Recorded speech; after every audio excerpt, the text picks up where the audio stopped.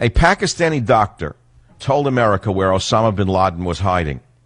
He's going to spend the next 30 years in prison because someone in the Obama administration leaked the information as to how America found, captured, and killed Osama bin Laden. And so in return for handing the president his greatest claim to being a military commander, this Pakistani doctor will live in hell in ways you could never imagine. This is not a game for the Democrats, nor the Democrat campaign.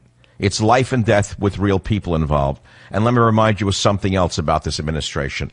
How anybody in the military, any military family could ever vote for a Democrat again is beyond me.